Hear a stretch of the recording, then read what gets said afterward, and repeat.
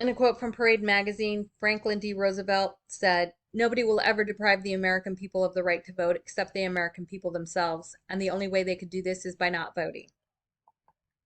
According to the Arizona Secretary of State's voter registration historical data, in the 2020 election, there were over 4 million registered voters in Arizona. Of those, a little over 3 million cast a ballot, which was slightly less than 80%.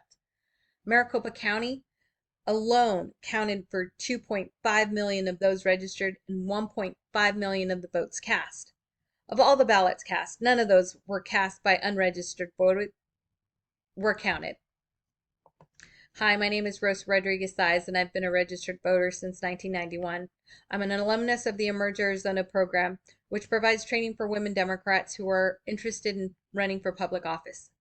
I was also a trainer for the Leadership Academy, which is a nationally recognized training program originally sponsored by the Department of Health Services to enable people to take more civic responsibility.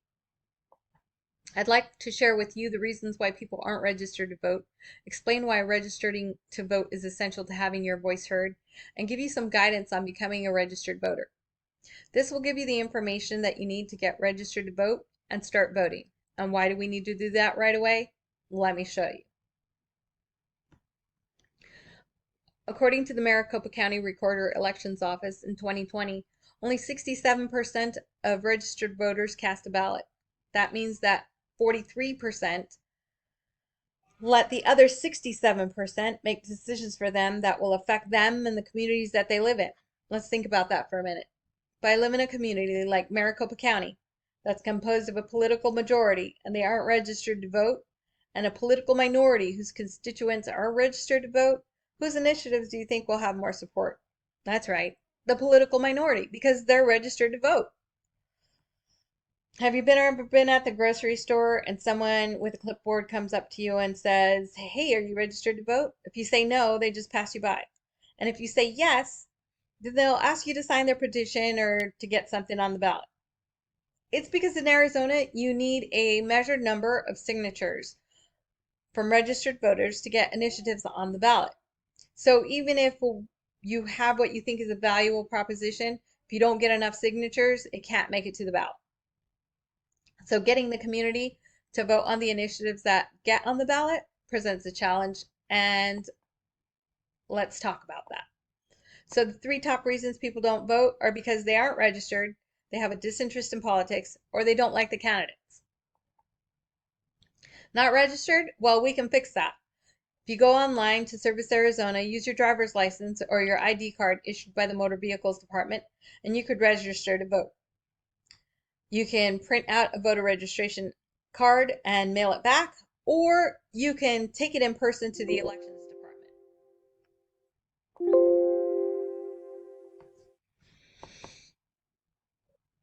You have a disinterest in politics? Well, I did too.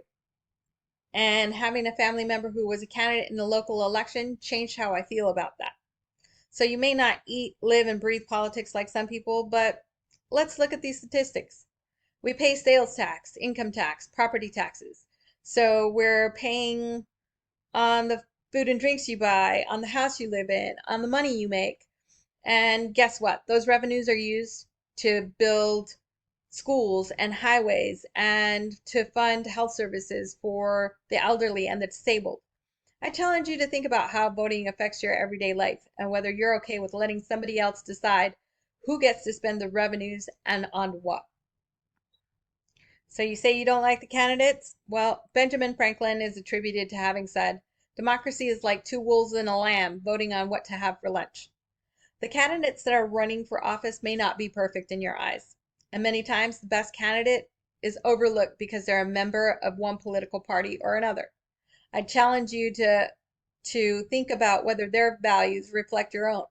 It makes voting a great deal easier when you focus on values that you think are important, like honesty, equality, diversity, community. And it's been becoming more commonplace that the politicians that are being elected don't share the community's values, and they've been elected to serve, and there are bills being proposed that don't reflect the values of the constituents either. According to ballotpedia.com, in the 2021 state legislative session, more than 150 anti-abortion bills were filed or introduced. Senate Bill 1457 includes several anti-abortion provisions. I'm not telling you how to feel about this bill or any of the other 149 bills. Just that if you feel strongly about it, then you should be able to make your voice heard. And you must be thinking, so what's the solution? It's easy. You got to register to vote. Go to servicearizona.com and you can register to vote. All you need to do is be 18 years old on or before the next general election. You need to be a citizen and an Arizona resident. Go to servicearizona.com, click on voter registration, and it'll take you right there. So you may be thinking, well, voting's not for everybody. And maybe you're right. If you're okay with politicians that don't represent your community's interests, then maybe you don't need to vote. If you're okay with other people making rules that they think you should follow, even if you don't agree with it or think they're unfair, then maybe you don't need to vote. If you're okay with other people making rules about how much you should pay in taxes and then what to do with the money, maybe you shouldn't vote. However, if you think you should have a voice in these decisions, then you need to vote in the next election. The next opportunity to vote is November of 2021. According to the Maricopa County Recorder's Office, for a community member to be eligible to vote in these special elections, you need to register to vote 29 days before the election. So in this case, it's October 4th, 2020, my birthday, or National Taco Day. As soon as I finish my presentation, I'm hoping you'll get started on registering to vote so that you can make civic participation part of what you do. The last election cycle, more Arizonans came out to vote than in any of the previous elections. Of those registered, a little less than 80% cast a ballot. So it's imperative that everyone who's eligible get out and exercise their right to vote. I've showed you how easy it is to register and what a positive impact you can make. So by a show of hands, raise your hand if I could count on you to register today and show up on election day. Ha, see, that's awesome. You're one vote away from creating a better community for your friends, your family, and yourself. Get registered today so you can vote come election day.